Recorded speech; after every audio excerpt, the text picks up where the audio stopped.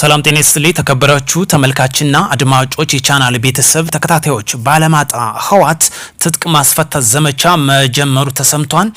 መረጃ በትንታኔ የማስደምጣችሁ መረጃ ይሆናል። እንዲሁም በሰሜን ሸዋ ዞን የጽንፈኛው ቡድን እርምጃ መወሰዱም ሌላኛው መረጃችን ነው። የባህር ዳር ውሎስ በባህር ዳር ዓለም አቀፍ ስታዲየም ዛሬ በደማቅ ሁኔታ የምርጫ ቅስቀሳ ምክትል ጠቅላይ ሚኒስትር ተመስገን ጥሩነህ በተገኙበት ተካሂዷል። ይህን ጉዳዮች በልዩ ሁኔታ የምንዳስሰው አብይ መረጃችን ይሆናል። እስከ ፕሮግራም ፍጻሜ እኔ ጋብራችሁ ተዘልቁ ዘንድ በአክብሮት እየጠየቅን ወደ ቀዳሚው መረጃችን በቀጥታ ስናቀና ግንቦት 18 2018 ዓመተ ምህረት በሰሜን ሸዋ ዞን በሸዋሮቢት የግዳጅ ቀጠና ልዩ ዘመቻ እዝ 103ኛ ኮር ክፍለ ጦር አንደኛ ሻለቃ መረጃ መሰረት ባደረጉት ኦፕሬሽን የጽንፈኛው ቡድን ከፍተኛ ኪሳራ አስተናግዷል። በዚህም የነፍስ ወከፍ ሲጠቀምባቸው የነበሩት መሳሪያዎች ገቢ ማድረግ መቻሉን ተመላክቷል። እንዲሁም በምርኮኛ መልኩ እንደምንመለከታቸው ገቢ ማድረግ የተቻለው በጦርነት የሚፈታ አለመኖር በግልጽ ያስረዳል። በዚህም የነፍስ ወከፍ መሳሪያ ሲጠቀምባቸው ከነበሩት ዲሽቃ መሳሪያ ጨምሮ የተለያዩ የነፍስ ወከፍ መሳሪያዎችን ገቢ ተደርጓል። እንዲሁም ምርኮኞችን ጨምሮ ማለት ነው። በጦርነት የሚፈታ ጉዳይ አይኖርም። ህዋትም እዚህ ጋር በተያያዘ እብደቱ እንደቀጠለ ነው።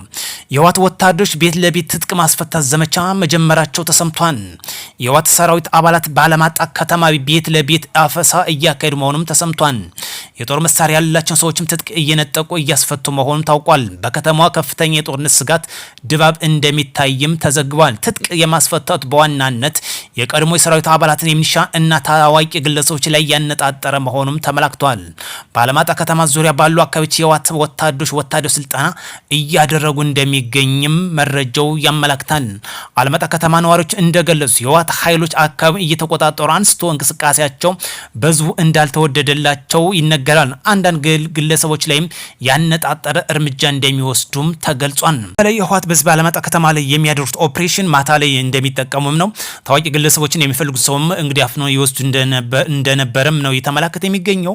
ህዋት እንግዲህ ወደ ለየለት እንቅስቃሴ የገባ ነው። በአጭሩ የሚያመላክተው ትንኮሳ ለማድረግ እየተዘጋጀ እንደሆነ ያመላክታል። ሌላኛው ጉዳያችን በሰላምና አማራጭ የተቀበላለ አባጅሜ ብርጌድ ብሎ የራሱን የሰየም ጽንፈኛ ቡድን ታጣቂ መንግስት የዘረጋልን ሰላም ጥሪ እስከ ነሙት ትጥቁ ተቀብሎ ገብቷል። እናመሰግናለን። በጦርነት የሚፈታ አለመኖሩን በግልጽ የተረዳ ነው። ስለዚህ የተለያየ በሀሳብ ሊሆን ጫካ የሚንቀሳቀሱ ወንድሞች መንግስት የዘረጋላቸውን በተቀበለው አማራጩ መልካም ይሆናል። ዛሬ ግንቦት 18 2018 ዓመተ ምህረት በባህር ዳር ዓለም አቀፍ ስታዲየም የምርጫ ቅስቀሳ በደማቅ ሁኔታ ተካሂዷል። ዋነኛ የሚያመላክተው በተንቀሳቀሰ ቪዲዮም እንደወጣው መረጃው በግልጽ እንደሚያሳየው የባህር ዳር እንግዲህ እድሳት ከተደረገለት ወይም ደግሞ ቀሪው የስራ የማጠናቀቅ ከተጀመረ ጀምሮ የመጀመሪያ ጊዜ በዛሬው ዕለት ግንቦት 18 2018 የምርጫ ቅስቀሳ የተካሄደበት ነው። በዚህም በርካታ ህዝብ የተገኘበት መሆኑ በግልጽ ያመላክታል። ባጭሩ የሚያሳየው በሰለጠነ መንገድ የሀሳብ ልዩነት መግለጽ፣ በሰለጠነ መንገድ የወክለናን የምንለውን አመራር መምረጥ የምንችልበትን አማራጭ የተዘረጋልን በአፈሙዝ 4 ኪሎ እንገባለን የሚለው ቅዠት የማያዋጣ የማያዛልቅ መሆኑን ያመለክታል። እሺ አዚህ ነገር ማንሳት አንድ ነገር ያስገድዳል። በተለይ በአማራ ክልል በባህር ዳር ከተማ ጽንፍ ይዘው የሚንቀሳቀሱት 4 ኪሎ እንሄዳለን የሚሉት ከክልላቸው ያለው የሰላም ሁኔታ የጸጥታ ሁኔታ በእጅጉ አስተማማኝ መሆኑን ስለሚያመላክት በደማቅ ሁኔታ ዜጎች በራሳቸው ተነሳሽነት በከተማ እንግዲህ ወጣው በባህር ዳር ዓለም አቀፍ ስታዲየም እንዲህ በደማቅ ሁኔታ የተመለከትንበት ነው። ይሄ በጭሩ የሚያሳየው የጦርነት ውጤቱን ህዝቡ በግልጽ የተረዳበት ነው። ጽንፍ ይዘው የሚንቀሳቀሰው አሳልፎ የህዋት የተሸጠበት ነው። በአጭሩ ህዋትም ለዚህ ደግሞ ዋነኛነት አላማው ወልቃይትን የመጠቅለልና የመገንጠል አባዜ ያለበት ነው። ስለዚህ ዛሬ እጅግ ደስ ይላል። ዜጎችም ይህን በተለይ ልምምድ ውስጥ መግባት ያስፈልጋል። በሰለጠነ መንገድ ዲሞክራሲያዊ በሆነ መንገድ ይወክልናል የምንለው መምረጥ እና የመመረጥ መብታችን ማስጠበቅ ያስፈልጋል እንጂ በጉልበት ወይም ደግሞ በአፈሙዝ ስልጣን ይዛለው ስልጣን ረግጬ ወጣለው የሚለው ቅዠት አይሳካም። ይሄ የሚያሳየው ጉዳይ። ለዚህ ደግሞ አንዱ ማሳያ ዛሬ በባህር ዳር ስታዲየም የተካሄደው የጽንፈኛውን አጀንዳ በመቆራረጥ በመበጣጠስ እንግዲህ እንደዚህ በሚያምር ሁኔታ ህዝቡ የተሳተፈበት የሚገኝ ነው። ይሄ ማለት ህዝቡ የጦርነት ነጋሪትን መስማት የሰለቸበት መሆኑን ያሳያል። ጦርነት አይጠቅምም፣ አያዛልቅም፣ አያዋጣም። ስለዚህ አማራጭ ብንጠቀም ሰላምና አማራጭ ብንጠቀም ዲሞክራሲያዊ መብታችን ብንጠቀም አትራፊ እንሆናለን። በዚህ በባህር ዳር ዓለም አቀፍ ስታዲየም ምክትል ጠቅላይ ሚኒስትር ተመስገን ጥሩነህ፣ የአማራ ክልል ፕሬዚዳንት አቶ አረጋ ከበደ እና ከፍተኛ የክልሉ አመራሮች እንግዲህ የምርጫ ቅስቀሳ ተካሂዷል። በዚህም በደማቅ ሁኔታ ነው የተካሄደው። ስለዚህ ጦርነት አያዛልቅም፣ እንዲሁም አሳፋሪ ጉዳይ ነው። አለመሰልጠናችን በግልጽ የሚያመላክት ጉዳይ ነው። ባለማጣ አሁን ከተመለከት ነው ህወሓት ከሌሊቱ 8 ሰዓት ጀምሮ በፓትሮል እያደረጉ እንግዲህ የሚፈልጉትን ሰው እየወሰዱ የሚፈልጉትን ደግሞ የትጥቅ እያስፈቱ እንደሚገኝ የተመላከተው። በዚህም እንግዲህ በርካታ ወጣቶችን የማፈስ ዘመቻም እንቅስቃሴ ውስጥም እንደገቡ ነው። ይሄ ማለት ባጭሩ ወደ ጦርነት የመግባት እንቅስቃሴ መሆኑን ያመላክታል። መንግስት እንግዲህ በሰላማዊ በንግግር በድርድር መፍታት ይፈልጋል።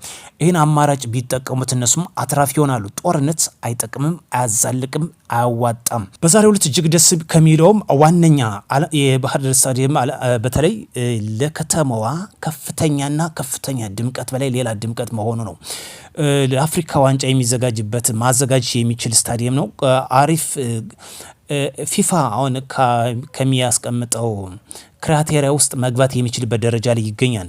ከዚህ በፊት እናስታውሳለን የአፍሪካን ዋንጫ ማዘጋጀት እንደማይችል ስታዲየም ብዙ ነገር እንደሚቀሩ ተመላክቶ ነበር። አሁን ይህ ሁሉ ተጠናቆ ወደ አፍሪካ ዋንጫ ማዘጋጀት የሚችልበት ስታዲየም ሆኗን እጅግ ደስ የሚል ነው። ለከተማው ከፍተኛ ኢንቨስትመንት ብቻ ሳይሆን ለቱሪዝም ስበት ከፍተኛ እንደሚጫወት ያመላክተን። ባይዘው ባህር ዳር ከተማ ካሉት የአፍሪካ ከተሞች ብሎም ለሀገራችን ከተሞች በጣም ተመራጭ ከምትሆነ አንዷ ነች። ለዚህ ደግሞ ከተማን የሚመጥን ስታዲየም ተገንብቶ ተጠናቆላታን። ዋነኛው የሚያስፈልገው ደግሞ ሰላም ነው። ለዚህ ደግሞ ዜጎችና ህዝቦች በመተባበር ጽንፈኝነትን በማስወገድ ዲሞክራሲያዊን በመላበስ የምንፈልገውን ፓርቲ መምረጥ የምንችልበት አማራጭ ተዘርግቶልናል። እጅግ ደስ ይላል። ግንቦት 24 2018 በሰላም ይጠናቀቃል። አሁን የሚደረጉ ጩኸት ባይዘው የፌስቡክ ጩኸት ነው። ከዚህ የዘለለ የሚመጣ ለውጥ አይኖርም። ምርጫውን እናስቀረዋለን፣ አይሳካም። ዛሬው ጫፍ በደረሰበት ሰዓት ዛሬ የምርጫ ቅስቀሳ በደማቅ ሁኔታ ተካሂዷል። የሚያረጋግጠው የሚያሳየው ይህ ጉዳይ ነው። ወደ ቻናል ቤተሰብ ተከታታዮች በሌላ መረጃ እስክንገናኝ መልካም ምሽት እንዲሆንላችሁ እመኛለሁ። በዛሬው ዕለት እጅግ ደስ የሚል ጉዳይ ነው። መልካም ጊዜ